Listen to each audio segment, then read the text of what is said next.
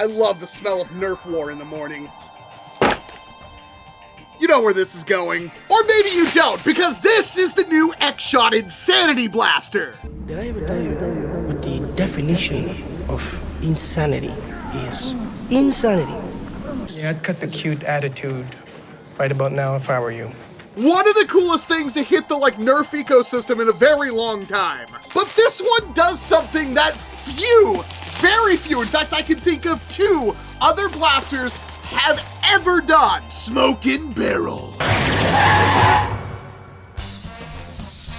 Okay. And I really like this about XShot because even if they will reshell the same blaster over and over, they always seem to add something new to make it more exciting. Because yeah, this looks incredibly similar to an XShot Crusher or the Horrorfire Doom Hammer. But a smoking barrel on a minigun dart blaster? Yeah, we have to check out how this thing works. And we have our answer, pure water only loaded into the barrel. Which probably means this blaster uses one of those micro humidifier things that you've seen on the internet recently, which is absolutely awesome, and I cannot wait for this. Concerningly, it says pure water only, like this is Fallout or something.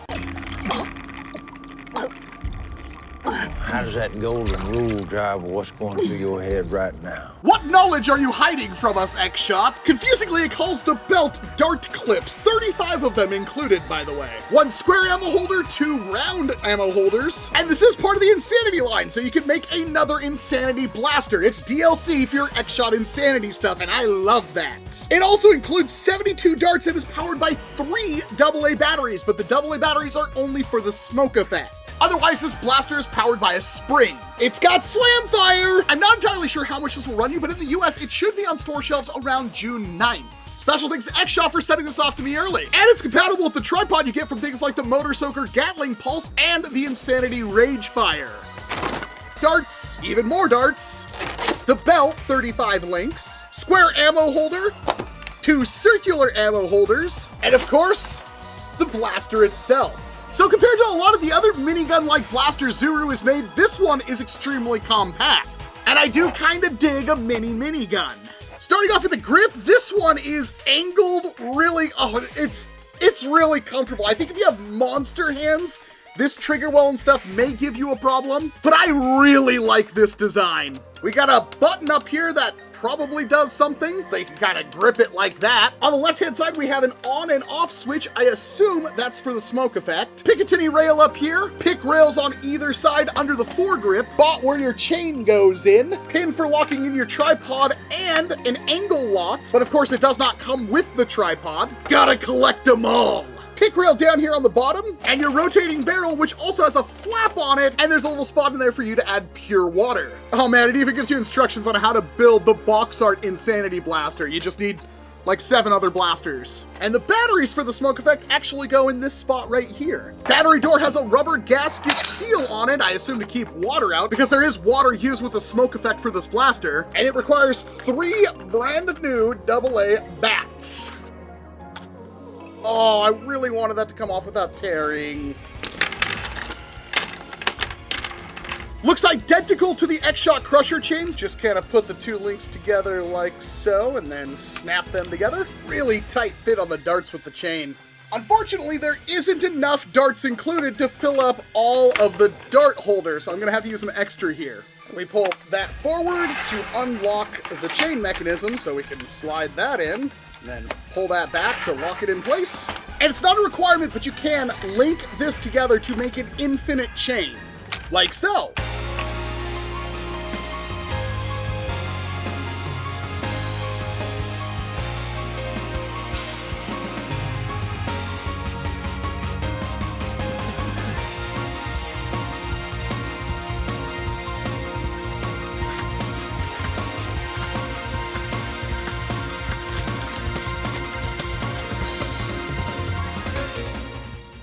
Alright, so the way this thing works is actually pretty darn cool. The smoking effect is filled up via this little port right here above the barrel. It's important that you use distilled water. And with the little bit this tank holds, you get a lot of smoke effect over time. This barrel, of course, does spin, and there is water that will come out every so often. It's not much because the tank doesn't hold much, but please keep that in mind. There's a switch back here next to the rear grip that you can switch from off to on, and then this button on top of the grip actually controls your smoke. And not only does the barrel smoke, but it lights up, which is so cool. So now when you pull the trigger, it's going to light up. You can slam fire it, you can normal fire it, all the good things a crusher will do. And if you pull this switch right here, smoke will start to come out. It's a very minimal effect, but it is awesome. And when you actually fire the blaster, you're going to see puffs of smoke come out the barrel.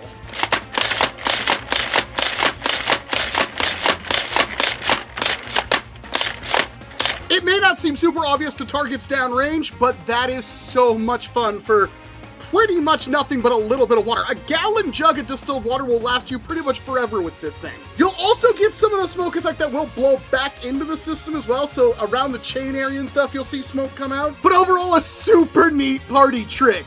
These effects are, of course, completely cosmetic. They don't do you anything in a battle. There's no strategic advantage for using them. Although you could make the argument the red lights, they shine pretty brightly, could illuminate targets in the dark. But in terms of fun, the value is way up there. Velocity-wise, it's an XShot Crusher, or a Horrorfire Dread Hammer. The smoking barrel does hit pretty hard for an ages 8 and up blaster. I had shots from the mid 70 feet per second all the way up to above 85 FPS. And funny enough, this blaster did seemingly hit consistently harder on Slamfire than it did using the normal trigger. And that's one of the best things about this blaster is that you can just prime it back, pull the trigger and fire it, or you can just hold the trigger down and every single time you prime it back, it will automatically fire.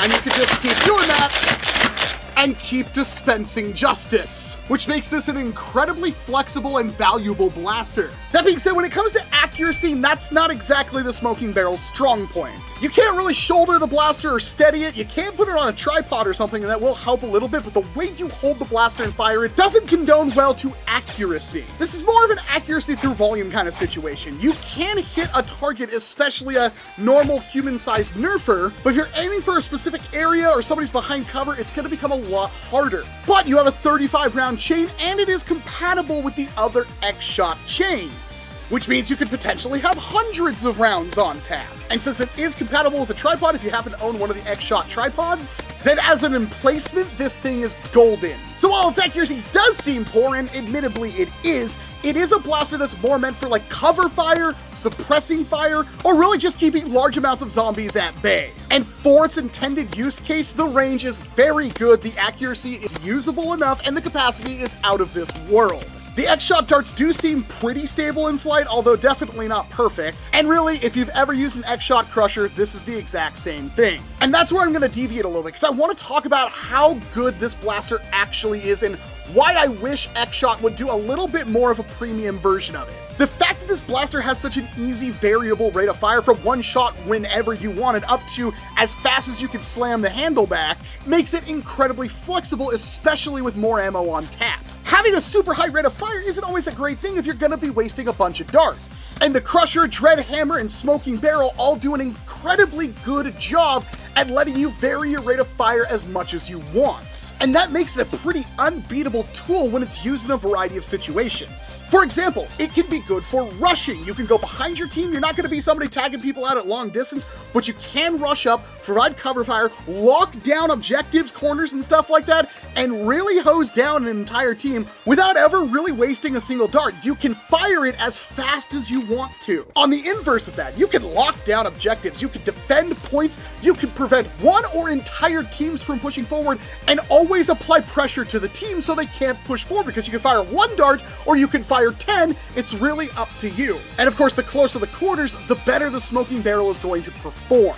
There's really only one flaw I have against this blaster, and that's that it feels cheap. The mechanism doesn't feel like it's up to the task, and I don't really think the blaster's ever really gonna let you down other than a catastrophic failure. Every time I've seen a Crusher at like a Goodwill or something, it is broken. And while I've personally never broken one myself, if you're really running the blaster hard in the heat of the moment, it does seem like something that's likely to happen. As a toy, as a backyard blaster, I think you'll have a ton of fun with it, and I don't know the exact price of the Smoking Barrel, but if it's anything like the Dread Hammer or the Crusher, it should be a pretty decent value, but that's saying a lot with the uncertainty with prices and tariffs and all that kind of stuff going on right now. That being said, this is my favorite iteration of the Crusher. I love the ergonomics, I love how compact it is, I love how it looks, and the extra smoking LED barrel system is super fun. And beyond all of that, it's a solid blaster. The Crusher has always been a solid blaster. So this one really comes down to you. I think just about anybody who gets their hand on this blaster is going to love this thing. For a stock blaster, the ranges are pretty good. The accuracy is serviceable. The rate of fire, capacity, and all that kind of stuff is off the charts. This blaster is so good. My only con is it feels like at some point it's gonna break. If you already have a Crusher or a Dread Hammer, well, you know you're probably gonna like this one, so you should pick it up. But that being said, if you've never experienced those two blasters and you wanna see what these little Springer miniguns from XShot can do, this is my favorite one by far. And that's my recommendation. If you already like the Crusher and Dread Hammer, you're gonna like the Smoking Barrel and probably more. And if you are using full-length dart blasters in closer quarters, this thing is going to absolutely sweep up. But if your games tend to have very minimal cover, very long engagement distances, I don't think you're gonna get a lot of use out of this one. And of course, if you're worried about the long-term durability of your blaster, I'm not sure if this is a good choice for you. But for a lot of people at this price point for what this blaster does, it's almost worth it even if you consider it disposable. I'm not upset this is a Crusher reshell. I think the Crusher is a fantastic blaster. It's really not that hard, and we didn't even cover the fact that this is an Insanity blaster. When you combine this with all of the other Insanity blasters, you're going to get a functional piece of foam flinging art. And if you already have some of the other ones, why not keep collecting? And Zuru, I don't mind if it costs a little bit more, but I really think it's time to graduate this into a bigger set, maybe with a little bit of modular customization, thicker plastic, stronger internals, more chain, because that's the blaster I want as the core of my XShot Insanity build.